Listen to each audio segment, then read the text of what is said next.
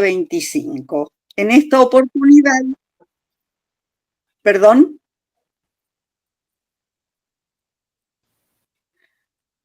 Sí, Graciela. En esta ocasión vamos a tener la coordinación del taller de Vladimir Juárez Alcalá, que es de Zacatecas, México, como ya dijo él en su momento.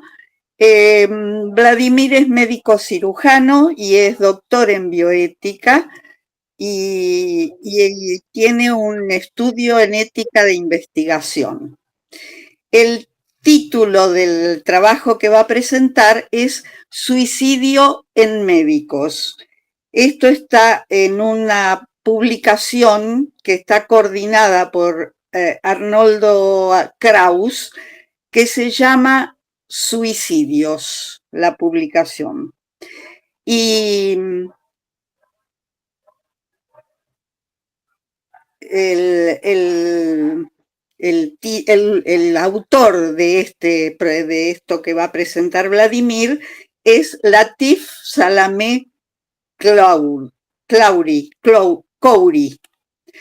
Entonces, Vladimir, te escuchamos.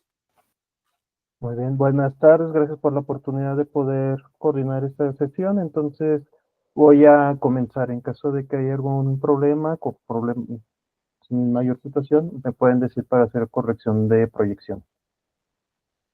Como ya mencionaron brevemente en la introducción, este es un capítulo del libro de lo que es el compilatorio llamado Suicidio de Arnoldo Kraus. Arnoldo Kraus es uno de los principales difusores de la bioética en México, y este texto, hecho por la autora Latif Salamé Khoury, médico residente en aquellos momentos que hace el texto, es un texto un poquito más informativo que deliberativo. Sin embargo, creo que vale la pena para a partir de aquí tener nuestro diálogo. A manera de introducción, la OMS para el año 2016 planteaban que 800,000 personas se suicidaban anualmente, siendo esto que cada 40 segundos había un suicidio en el mundo, y siendo la segunda causa de muerte en el grupo de población de 15 a 29 años. El suicidio se asume como un problema de salud pública que es altamente prevenible, y uno de los debates clásicos con respecto a las personas en situación de suicidio es la dualidad de la autonomía. Se habla que hay ejemplos de una máxima autonomía en la toma de decisión, como son las personas que recurren a un suicidio con una enfermedad terminal. Por ahí hablaríamos un poquito de suicidio asistido, eutanasia, etcétera. Y por el otro lado, la pérdida de la autonomía, que por ahí es algo que se va a poder reflejar un poquito en esto de lo que es el tema de suicidio médico. Algunas estadísticas del mundo, pues bueno, para el periodo 2000 a 2019, en la imagen superior, podemos observar en un tono más oscuro aquellos países que tuvieron mayor tasa de suicidio, siendo en este caso los países involucrados Rusia, Sudáfrica, y por aquí llamaría la atención ver a Uruguay. Algo que se conoce es que se suicidan más hombres que mujeres, pero hay mayor intento suicida de mujeres que de hombres. En un color clarito son aquellos países donde las mujeres se suicidan más que los hombres. Estaría hablando China, India, por tener así dos ejemplos paradigmáticos que son precisamente los países con mayor población mundial. Acerca del suicidio médico, un poquito de la evolución histórica, desde 1858 se hablaba que los médicos en general tenían mayor población de suicidio que la población. En los 70s, tanto la Asociación Americana de Medicina como la Asociación Americana de Formación de Médicos planteaban no solamente que esta conclusión era válida, sino que el suicidio médico es un problema de salud pública. En 2017, precisamente la Asociación Americana de Formación de Médicos planteaban el suicidio como la segunda causa de muerte en médicos residentes, siendo la primera neoplasias. La Asociación Americana de Psicología en el año 2018 hablan de que entre los profesionales, en general, quien es un profesional de medicina, tiene mayor tasa de suicidio que otras poblaciones, teniendo entre 20 a 40 casos por cada 100,000 habitantes, y reconociéndose en Estados Unidos una media nacional de 12.3 casos de suicidios por cada 100,000 habitantes. La CDC, que es esta institución norteamericana que maneja las estadísticas y el control de enfermedades, plantean a la profesión médica como el quinto lugar en muertes en algún grupo en general por parte del suicidio. 2.5 veces más la posibilidad de riesgo de suicidio que otras poblaciones, y hablan de 2 poblaciones en riesgo. Mujeres médicas negras tienen 5 veces más posibilidad de suicidio. Aquí podríamos hablar de 3 características que se conocen. Un fuerte racismo en Estados Unidos, esta situación de más roles que le toca a la mujer, y sobre todo la situación de no solamente una discriminación en la sociedad en general, sino una fuerte discriminación dentro del propio gremio. Y en el caso de hombres blancos, 2 veces más posibilidad de suicidio. Esto último lo retomo un poco más adelante. Algunas situaciones de factores de riesgos más reconocidos: dificultades financieras. Hablando acerca de Estados Unidos, algo que se conoce es que los estudiantes asumen una alta deuda por los estudios, que esta tardan décadas en poderla pagar.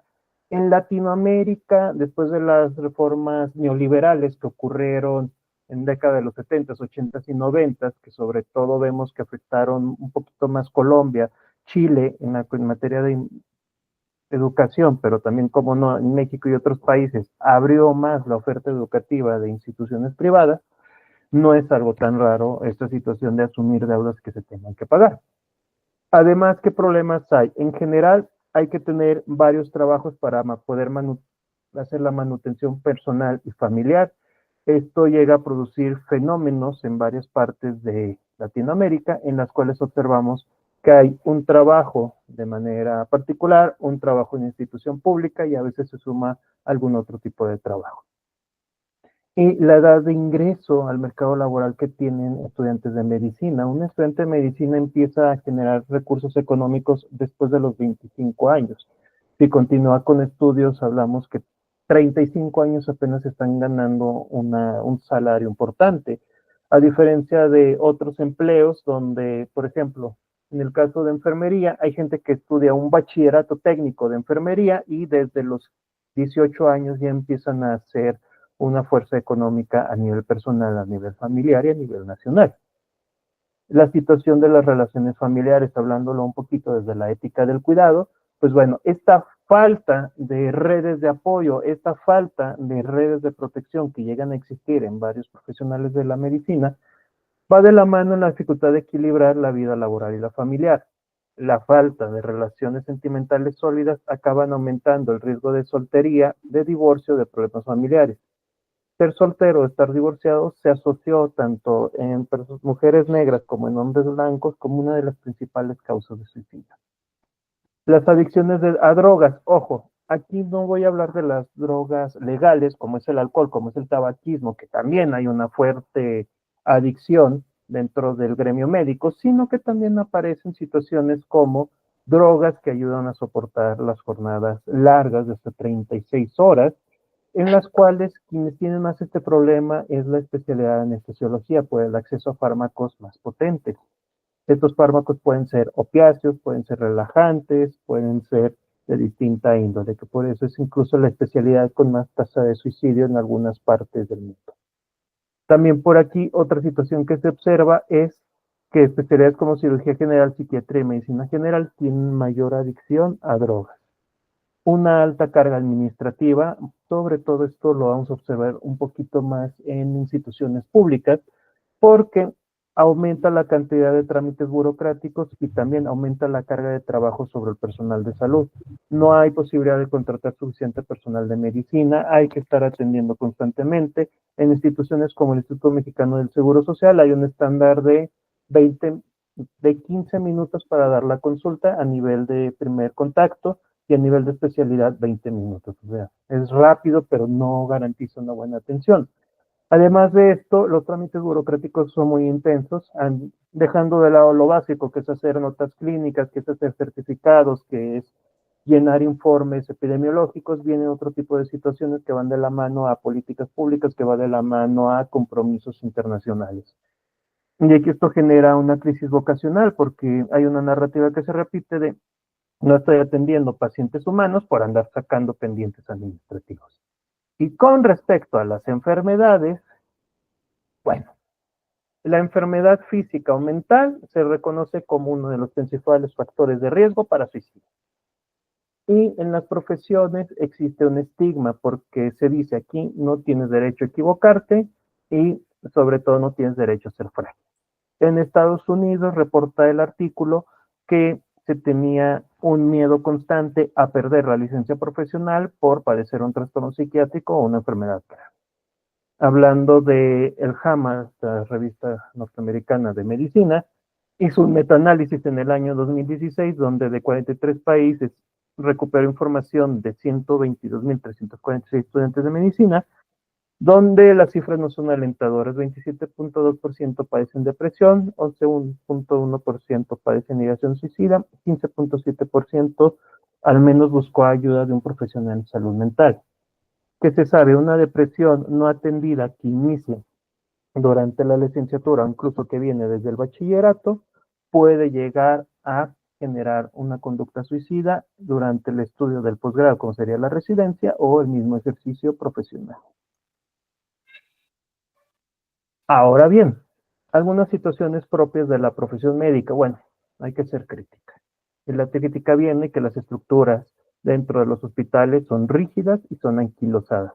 Se manejan por meritocracia, sustentada un poco más en el nivel de estudios, sustentado también en la gerontocracia, es decir, no solamente la situación de el de mayor edad, el de mayor antigüedad laboral tiene más derechos, sino una cadena de mando que ya se ha reconocido que es muy cercana a un medio castrense.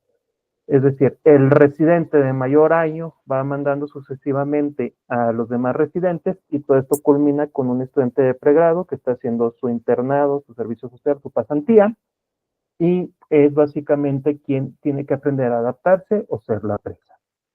En las relaciones médico-pacientes, pues bueno, quienes son profesionales de la medicina se enfrentan constantemente a la muerte de la enfermedad del paciente. Esta situación de transferencia contra transferencia de emociones obligan a saber que se tienen que generar mecanismos de resiliencia. Y si estos mecanismos de resiliencia no existen o fracasan, dañan la salud mental. El artículo, bueno, el capítulo del libro hace una serie de propuestas de cambio.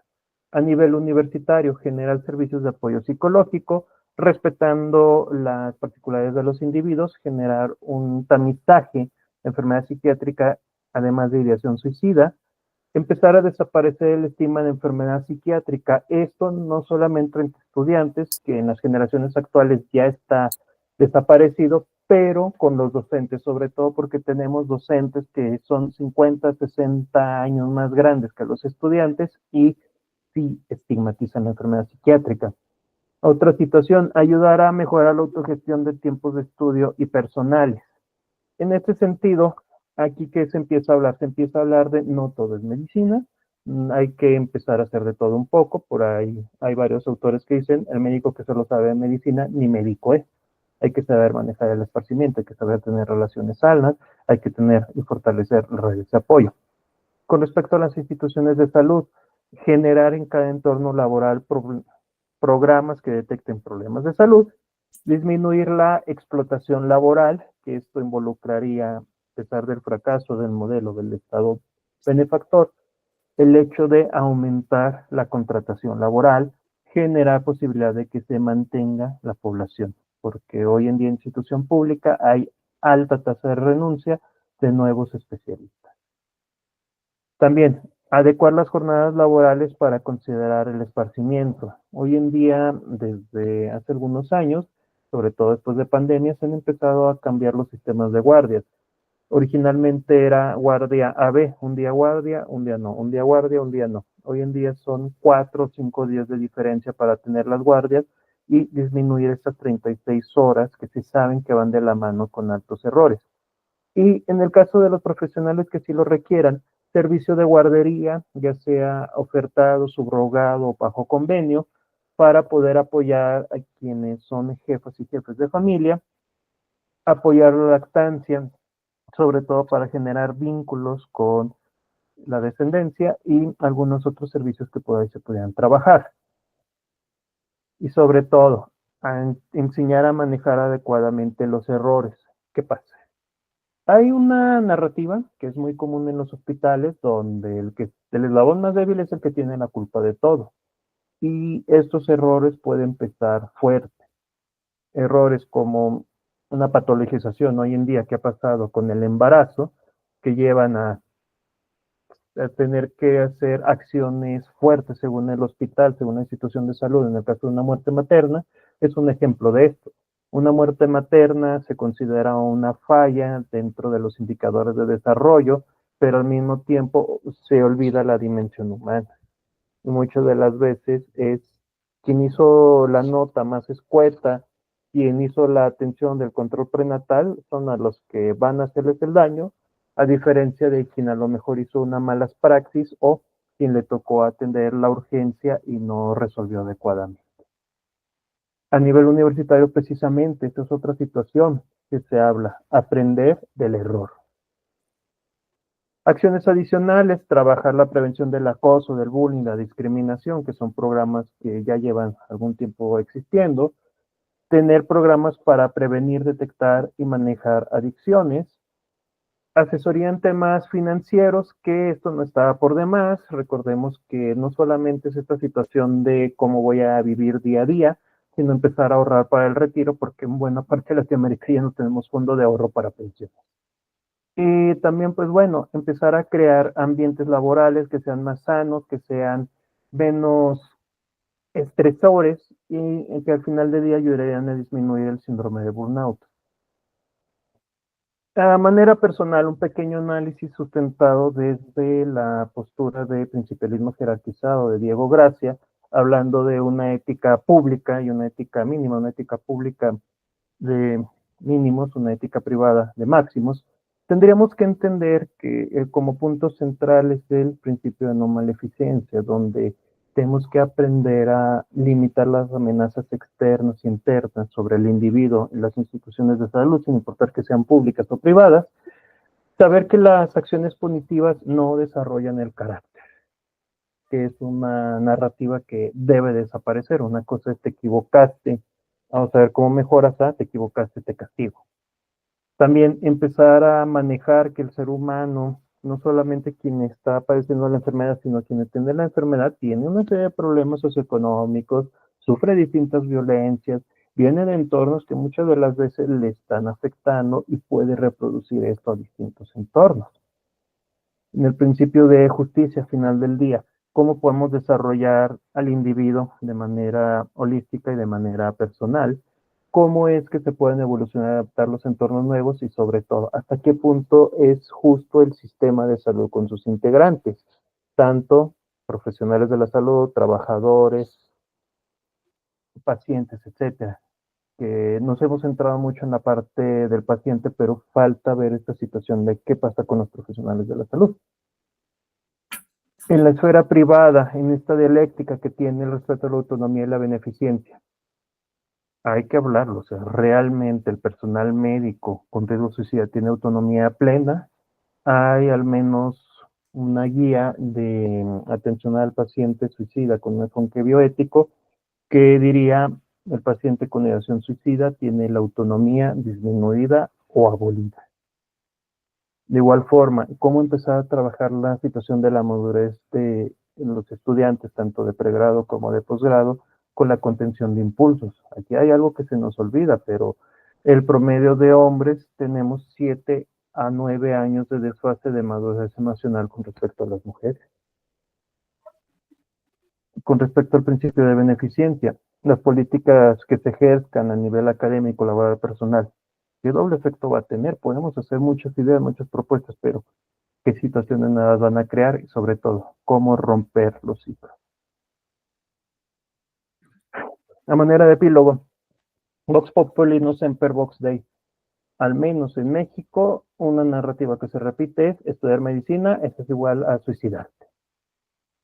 Recientemente, en el caso de la segunda imagen, en el caso de Abraham fue un médico residente de la ciudad de Monterrey, una ciudad que está cerca de Estados Unidos, la tercera ciudad más grande de México. Él se suicida hace 2 meses, es un caso que conmociona porque muere después de una guardia en uno de los grandes hospitales nacionales Y pues bueno, él estaba sufriendo problemas de acoso laboral, estaba sufriendo problemas de bullying académico, entonces son situaciones que él también ya tenía problemas de fondo. Y no es el único caso, la prensa busca mucho replicar esto. Les invito también a que chequen este documental que se llama Resiste Residentes, un documental cortito, como de 20 minutos, que puede ahondar un poquito más la situación de médicos residentes dentro del entorno, al menos de México, y pudiéramos ver que tiene parecido con otras partes de Latinoamérica. Así que pues de mi parte sería todo. Siempre me gusta terminar con esta imagen del ave fénix cuando es esas tierras, porque al final del día hay que entender que nosotros tenemos la posibilidad de deconstruirnos por completo para volvernos a construir, y del otro lado les presento lo que es el centro histórico de la ciudad de Zacatecas, Patrimonio Cultural de la Humanidad. Entonces, de mi parte sería todo. Muchas gracias.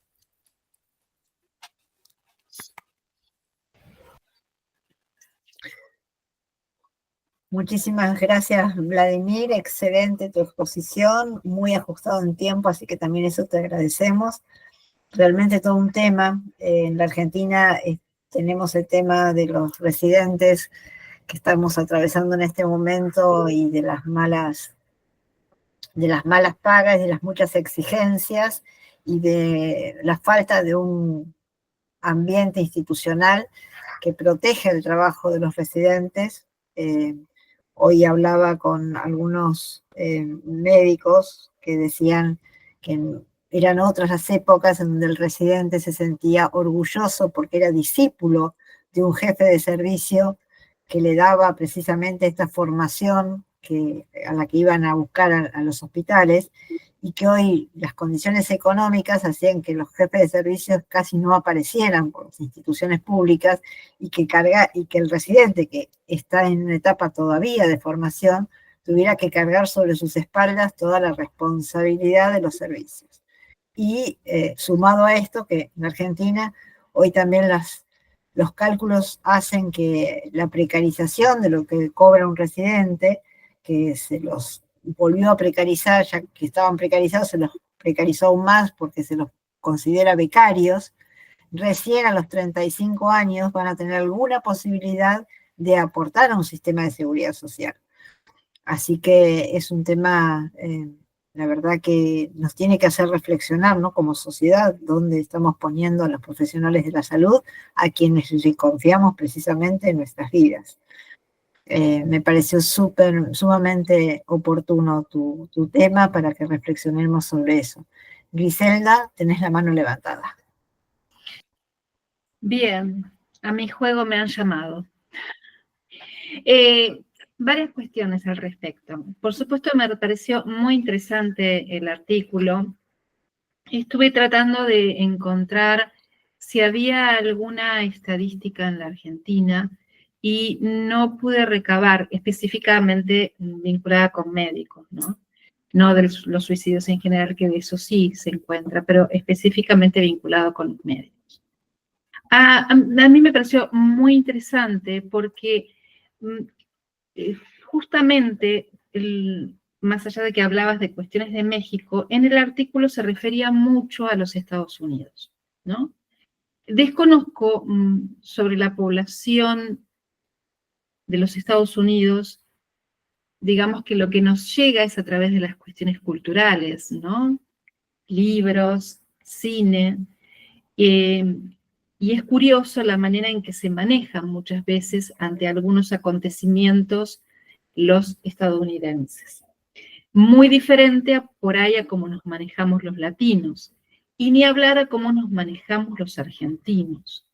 Y me refiero a que el suicidio es multicausal, está íntimamente vinculada con cuestiones estructurales del psiquismo, y que, por supuesto, a modo de capas, que lo podemos usar, la metáfora de las capas la podemos usar para todo, también la podemos usar para esto, porque en definitiva de lo que se trata es que en el sostén de la estructura psíquica de un sujeto, luego se van a ir sumando capas que pueden ir afectando su vida cotidiana, y con la falta de recursos y de tratamientos en salud mental puede terminar en algún hecho de suicidio. Pero me cuesta mucho pensar que el suicidio en médicos está íntimamente vinculada con la situación que definitivamente muchas veces es caótica, o como refería Adriana, lo que está pasando en nuestro país. Hay un descrédito del profesional y un agotamiento por parte del profesional definitivamente. Eso no estoy, en ningún momento pongo el acento allí. Pero si lo extrapolamos, entonces todas las profesiones, o no hablar de aquellas personas que están en estado de vulnerabilidad porque ni siquiera tienen trabajo o no pudieron acceder a una profesión, y si la están pasando mal, entonces también tendrían más tendencia al suicidio. Y eso me parece muy difícil de pensar. El suicidio es algo complejo en sí mismo y depende de cuál sea la lectura que se haga, cómo podemos llegar a encontrar alguna manera o algún vehículo de colaborar para que no se llegue a esa instancia, ¿sí? Pero en principio se trata de ciertas estructuras psíquicas que, sumadas con algunas otras características o particularidades familiares y sociales o biológicas, pueden sumarse a modo de capas y terminar con intentos de suicidio. Otra cosa de la que me quería referir con respecto a lo que vos estabas planteando es que hay algo que se suele llamar el efecto Werther. El efecto Werther es lo que en general se dice que hay que evitar. De hecho, tengo entendido que en algunos casos, quienes están a cargo de los medios masivos, cuando llega algún tema de suicidio, tratan de stop, ojo cómo se lleva este tema al público en general. Hay ciertas reglas éticas de cómo transmitir el tema de un suicidio. Y se llama efecto Werther porque en 1774, hace un montón de tiempo atrás, ni más ni menos que Goethe escribe Las penas de Werther, así. Las penas de Werther, este muchacho Werther se suicida. Y en 1774 aumentaron exponencialmente los suicidios por la publicidad que se le hizo y el éxito masivo que tuvo este libro. Y estamos hablando de 1774, que desconozco qué contención se le podía dar a la salud mental y o en qué estado se encontraba la sociedad en la cual estaba instalado Goethe.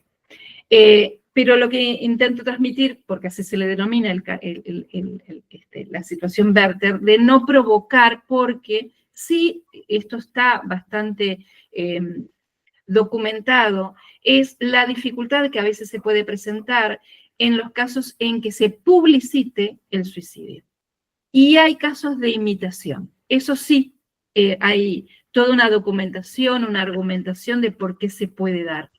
Bueno, nada, a mí me parece como interesante lo que traías para pensarlo en la extrapolación de otras profesiones. Si estamos hablando de sociedades de Estados Unidos o latinoamericanas, en la Argentina, por ejemplo, tenemos un acceso al... Bueno, Nair, que te mandaste una tesis maravillosa sobre esto, y tuve el enorme placer de estar allí. Pero digo, hay mucho más acceso. Nosotros tenemos acceso a poder recurrir a un psicólogo, a un psiquiatra, en los hospitales hay, en las coberturas médicas lo dan, y sobre todas las cosas, más allá del acceso público, privado, de un profesional de la salud mental, ¿sabes lo que tenemos, Vladimir, acá? Una aceptación social de que las personas vayan al psicólogo.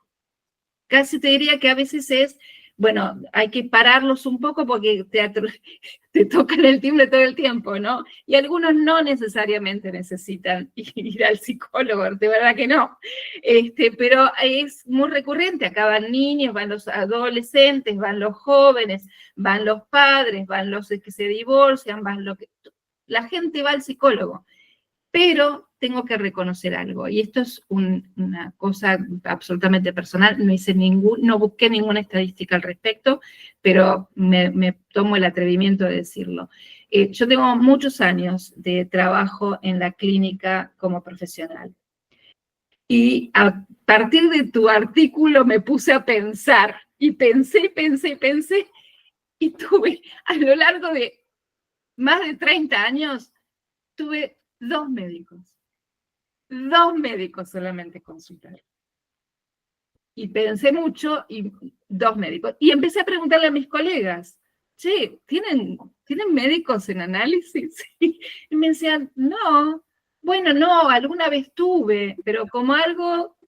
Entonces también tenemos que pensar en esto que vos trajiste. ¿Qué características tienen los médicos o el entorno de los médicos que no se bancan sentirse mal, la falta, el error, el equívoco, el sufrimiento, el dolor? Quizás este lugar paternalista que tuvieron en algún momento se comieron el personaje, ¿no? En el sentido que por ahí se siguen creyendo que tienen el poder con otros y consigo mismos. Bueno, nada, esto era algo que yo quería transmitirles, pero me encantó tu artículo y que lo trajeras. Perdón si tomé mucho tiempo, disculpen. No. Gracias,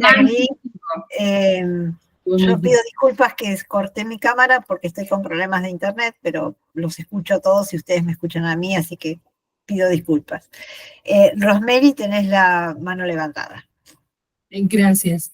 Bueno, yo empiezo por decir que en Colombia a la gente no le gusta ir al psicólogo. No es así como se ve en Argentina, que todos van, no. Aquí se mantiene en secreto. Y tenemos otro problema, y es que cuando vamos a la consulta médica, le preguntan a uno, vamos a suponer que soy viuda. ¿Ha estado deprimida porque su marido se murió? ¿Qué esperan que yo conteste? Yo, claro que he llorado porque mi marido se murió. Tiene que ir al psicólogo. Usted no puede, al psiquiatra, perdón. Todos los médicos mandan a todos los pacientes por cualquier asunto emocional al psiquiatra. Así que cuando uno va al médico y le preguntan, ¿usted ha estado triste porque su hijo se fue de la casa, porque se casó? No. Me parece genial. Todo el mundo entonces está en eso. Era solo un paréntesis. Volviendo a lo que planteó Vladimir. Yo busqué en Colombia cuál era la situación y el propio Instituto de Medicina Forense afirma que en el último año aumentó el 25% los casos de suicidio de personal médico y de estudiantes de medicina por acoso sexual, laboral y académico. Así como presentabas la imagen de un joven que se lanzó de un edificio, aquí también una médica de una universidad, una estudiante, sí, estaba de interna, de una universidad muy prestigiosa, se mató y dejó claro que no resistía el trato de sus profesores de medicina, tratándola todo el día mal, de ignorante, de incompetente, de bruta, de tarada, de todo eso, y empezaron a hacer una búsqueda en las demás universidades y muchos levantaron la mano al respecto. Por otra parte, me pareció interesante buscar cómo se matan los médicos, o sea, cómo lo hacen, cómo se suicidan. Y encontré que en Inglaterra han establecido que se suicidan principalmente de 3 maneras. La primera, con armas de fuego, que resulta para mí sorprendente. No tenía en el imaginario que médicos con armas, no, pero sí es así. El segundo, por medicamentos de prescripción, y ya ahorita me devuelvo allá porque pues soy química farmacéutica, me voy a devolver allá. Y el tercero, por ahorcamiento. Y pues sin ser psicóloga, y seguramente tú sí, Griselda, conoces más del campo de la psicología, eso también debería abordarse y estudiarse. ¿Por qué? Esos 3 caminos, ¿cómo un médico termina con armas? Si fuera en los Estados Unidos, comprendo que a todo el mundo le regalan armas hasta de cumpleaños, ¿cierto? Pero en Inglaterra, ¿dónde consigue un arma un médico para matarse? Y ahorcamiento, diría yo, pues porque lo ha visto en las películas, supongo yo. Pero el segundo, voy a decir algo que posiblemente es un poco subversivo y es de la siguiente manera. La automedicación no va a suspenderse, no va a desaparecer del imaginario de las personas y mucho menos de los médicos. Nosotros los químicos farmacéuticos padecemos cuando oímos a un médico diciendo que eso es intravenoso, pero úselo sublingual. Que tómeselo porque está vencido, pero no importa, esa dura 6 meses más porque todos los de la industria farmacéutica nos inventamos cosas, lo que no es así. Bien, que cuando uno es paciente y va a la consulta y dice que es químico farmacéutico, ya lo miran con sospecha, porque todo lo que van a formularle uno empieza, Dios santo, eso no se puede combinar con esto. Entonces, si los médicos utilizan, tú lo nombraste ahí como drogas, no son las drogas ilegales, los medicamentos de prescripción para utilizarlos contra su vida, traduce que toda la sociedad ha fallado en el tema de la educación en el uso seguro de los medicamentos, que así se llama.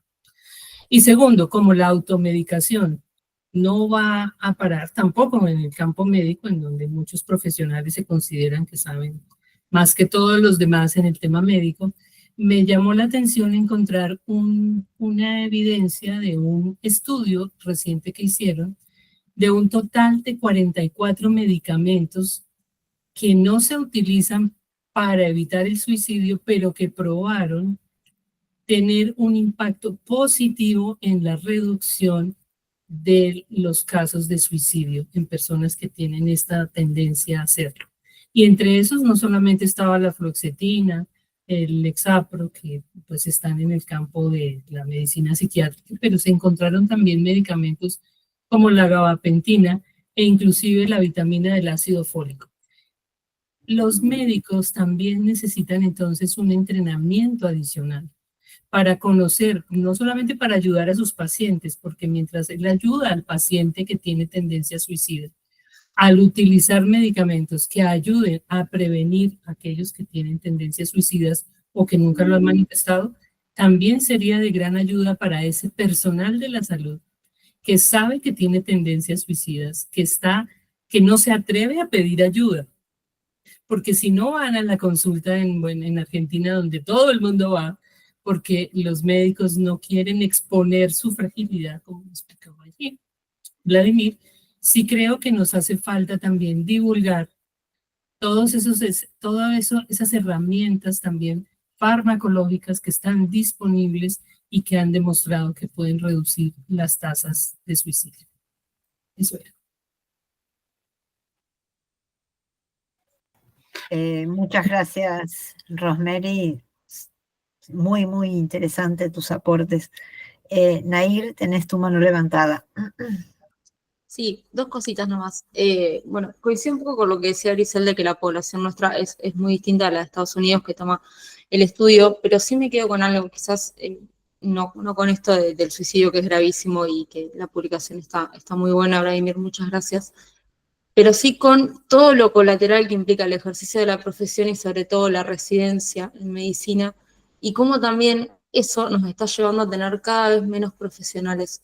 Y quizás en Argentina no es porque se suiciden, no sabemos si está la tasa o no está, creo que decías vos que no estaba al menos publicada, pero sí en que no elija la residencia por el tiempo que lleva, porque te tarda en insertarte al mercado laboral, por el maltrato. Eso es algo que realmente pasa.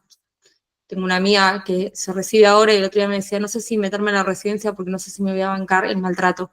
O sea, a ese nivel, estamos en el 2025, no podemos seguir tolerando eso como una práctica académica, porque no está bueno, en todas las profesiones pasa, pero se ve que en medicina está como muy, muy afianzado. Entonces, lo que yo me pregunto es, ¿cuándo los estados, sobre todo viendo lo que está pasando en Argentina y lo que plantea la publicación que trajo Vladimir, cuando los estados, los gobiernos, mejor dicho, se van a hacer eco de esto? Porque va a llegar un momento que no vamos a tener profesionales.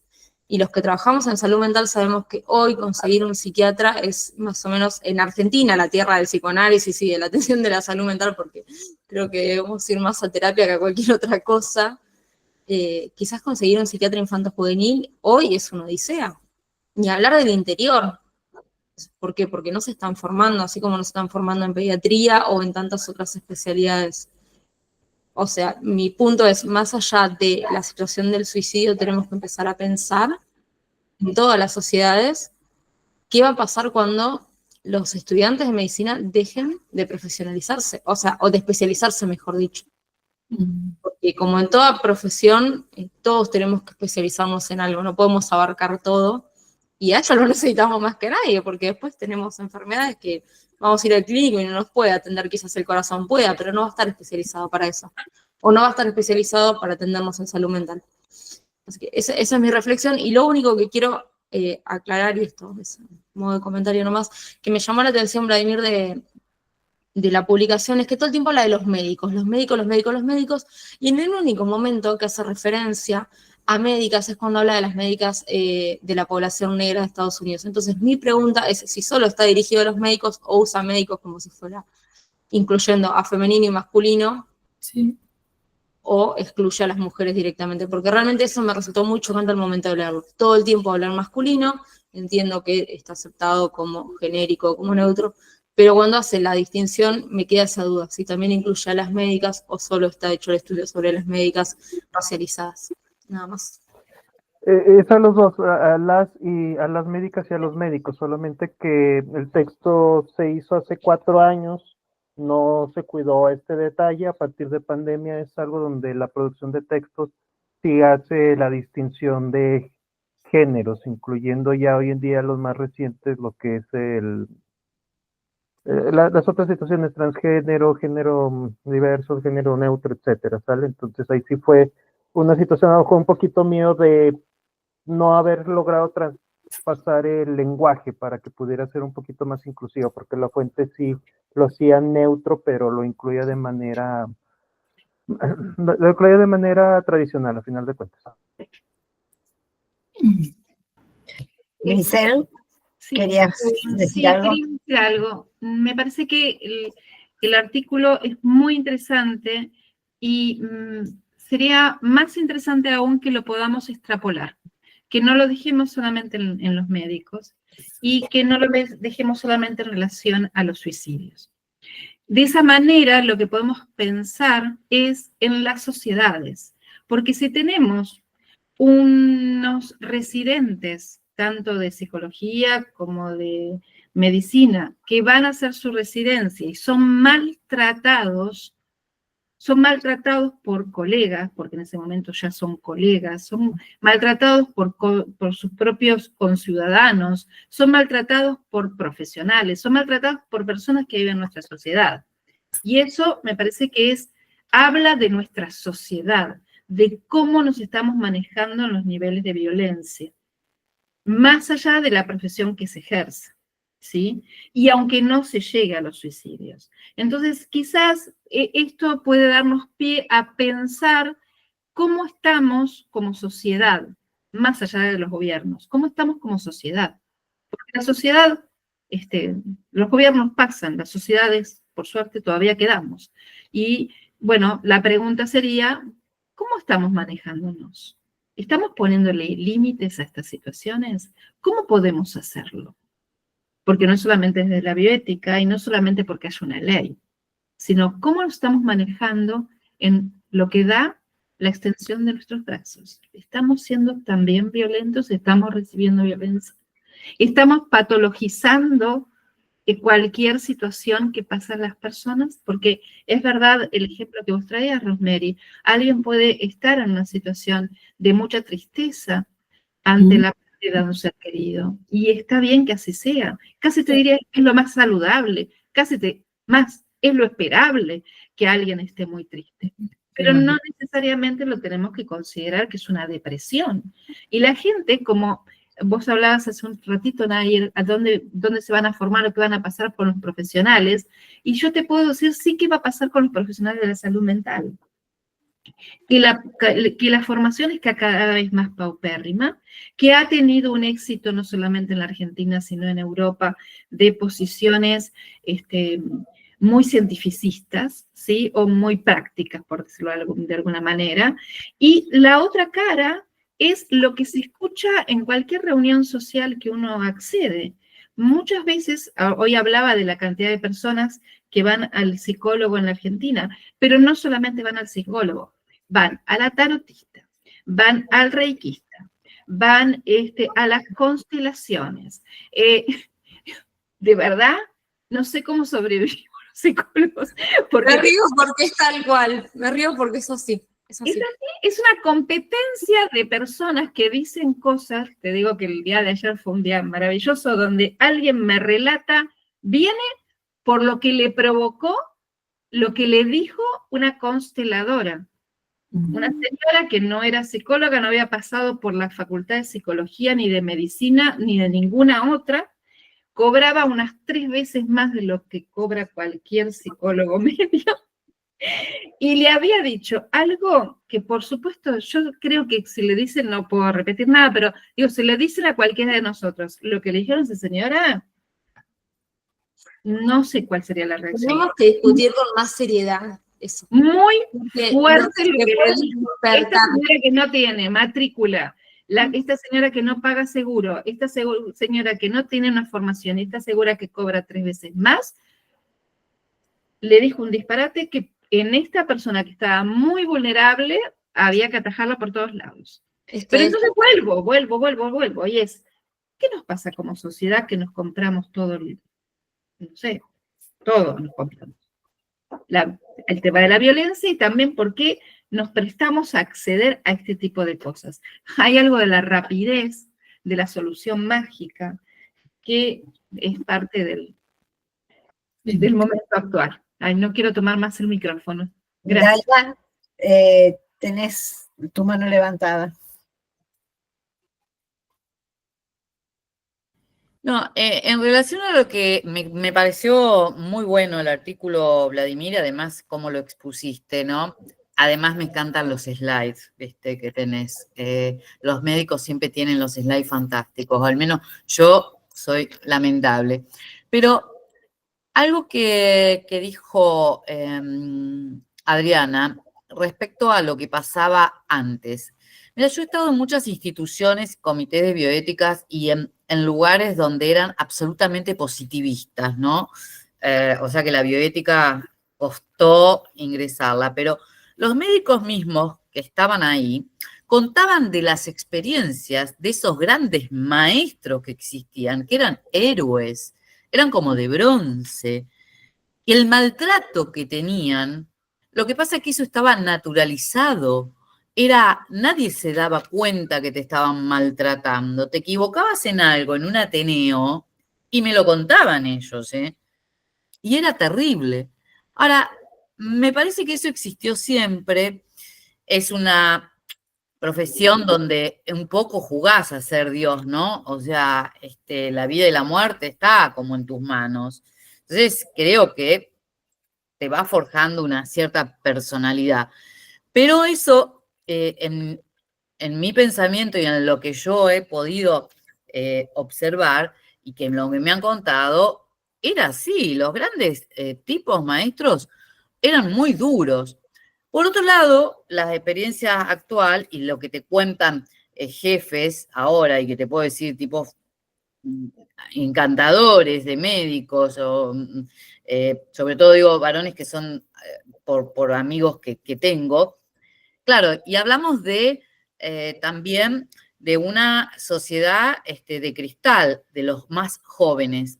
O sea, cualquier cosa a lo mejor les afecta en un punto. No quita que no haya maltrato, es terrible. Lo que pasa es que antes estaba naturalizado. Es lo mismo que lo que pasaba con la violencia de género. Estaba muy naturalizada, no salía a la luz que existiese maltrato en los matrimonios y por parte del hombre y se guardaba.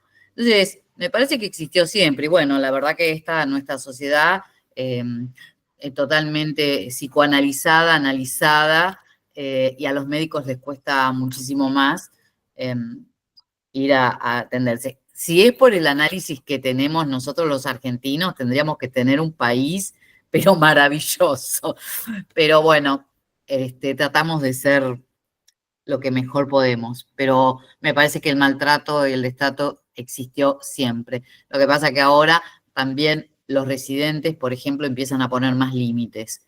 Y lo hemos visto ahora con todo lo que ha pasado también en el Garrahan y que han dicho la cantidad de cosas que tienen que hacer y la cantidad de guardias, y que encima ahora pasan a ser prácticamente becarios. O sea, por el otro lado, el discurso está de que tenés que tener 30 años de aporte, o sea que el que es médico ahora se va a tener que jubilar a los 90, porque si empieza a tener a los 35 un aporte, Así que bueno, nada más que eso, pero me parece que siempre existió esto. Muchas gracias, Daina, y creo que para ir cerrando, le damos la palabra a Vladimir y volviéndole a agradecer la excelente presentación que hizo. Vladimir. Gracias, no, al contrario, gracias por trayendo la corriente eléctrica. Muchas gracias por la retroalimentación, porque esto es un tema, como dice Griselda, son capas, capas, capas, capas, capas. Originalmente iba a presentar 2 artículos, el segundo artículo ya por cuestión de tiempo vi que no era la mejor opción. Es un estudio que se hizo acá en Zacatecas, precisamente para ver la cuestión de la conducta suicida. Hay algunos datos aquí que voy a mencionar, que son los factores de riesgo más existentes. Por un lado, hablando de sexo, ser mujer se asocia más con una conducta suicida, tener una orientación no heterosexual, un antecedente de enfermedad psiquiátrica, antecedentes de bullying, trauma infantil, síntomas de síndrome de hiperactividad, déficit de atención, también por aquí consumo de tabaco, consumo de alcohol, consumo de marihuana, entonces también la falta de redes familiares. Esto es algo, por un lado, que podemos empezar a identificar. Por otro lado, ¿qué se empieza a ver? Antes de pandemia, eso de ir a psicología era raro. Hoy, a partir de que regresamos de pandemia, sobre todo mis estudiantes, hombres, mujeres, acuden mucho. Mujeres sobre todo son quienes sí hablan muy abiertamente de, saben que tengo un problema, sabes que queremos apoyarte, ven para acá, podemos hacer redes de apoyo. No estás sola, no estás solo. Situación, el detalle es esta cuestión generacional todavía del estigma. Estudiantes me han contado que docentes, hombres, les han dicho, ¿para qué andas haciendo perder tu dinero? Creo que es una situación que tenemos que cambiar, tenemos que mejorar, pero también lo otro. No se vale que tengamos charlatanes. De por sí aquí en Latinoamérica estamos llenos de charlatanes y algunos se llaman presidentes y gobernadores.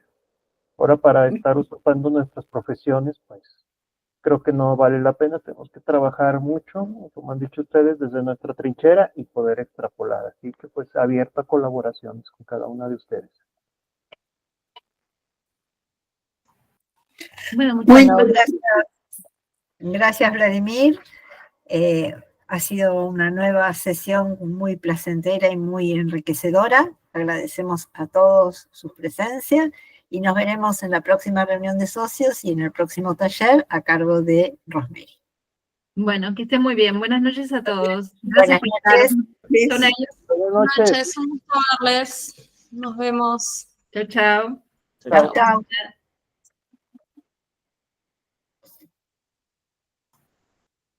Buenas noches. Nos Buenas vemos noches, pronto. que estés muy Buenas bien. noches, Vladimir. Chao, chao. Sí, voy a tener que hacer algo con mi internet ¿Qué te pasó? y los veo a todos rayaditos. Y yo me veo congelada. Vos no estás. Está el cosito de Bioticar, no estás vos. Ah. No te veo, yo no te estoy viendo ahora. En casi toda la reunión no te vi. Claro, ahora me ves, Sí. porque yo te veía toda rayada, ¿Y verde, qué internet tenés? Telecentro. Pero ya es la segunda vez que me pasa. Sí, tenés que llamar. Sí, para que... Vos das clases online a veces, ¿no? Sí. Sí. Bueno, me pidieron que llenara espacio y yo hablé. Con tal de ignorar a nadie. Ay, la amo a Rosemary. Ah, ¿viste? Es la mejor alumna. Es la mejor alumna, totalmente. Sí. Es fantástica. ¿Cómo se suicidan los médicos en el Reino Unido? No, una maravilla. Y ya tiene preparado todo para la próxima. Sí. Chupate esa mandarina. Pero no trabaja esta mujer, estará con licencia médica. Está con licencia médica ella. Yo creí que no se paraba, hoy se paró, ¿viste? Ay, se paró, no la vi. Sí, se paró. Yo creí que no se paraba también. No sé por qué tenía la fantasía No esa. sé, porque siempre está como en una nube, ¿viste? Pero Sí. creí que no se paraba, pero hoy se paró. Estuvo bien, Vladimir. No, a mí el artículo no me gustó, pero bueno, estuvo bien. Sí, estuvo bien. Estuvo bien. para él es una preocupación, evidentemente, si no, no lo hubiera elegido. Totalmente, sí, sí. Debe haber pasado algo puntual, ¿viste? Porque también eso a veces llega. O que en México el tema sea un tema mucho más Sí, totalmente. Acá no se de preocupación. Porque claro. inclusive cuando mostró la última diapo, son cosas de los diarios. Sí, qué loco. Qué bárbaro. Bueno, nos pasa de todo menos eso. Tampoco tenemos gente que anda matando niños en las escuelas, como tienen los norteamericanos. Viste que cada sociedad genera su propio síntoma. Esperemos que no hagamos imitación de estas cosas. No, nosotros tenemos una capacidad de catarsis enorme. La gente sale a la calle para cantar un partido de fútbol o para hinchar por Perón, que está muerto hace un montón. Así que tenés como la manera de sacar afuera. Hay mucha represión, mucha religión, mucha cosa tapada. Esto de no pedir ayuda, por ejemplo. Qué sé yo. Pero bueno, estuvo bien. Dentro de todo, me parece que estuvo bien. La presentación no estuvo muy bien. No sé cómo vamos a hacer porque habría que cortarla. No sé. Porque está buena para subirla a YouTube.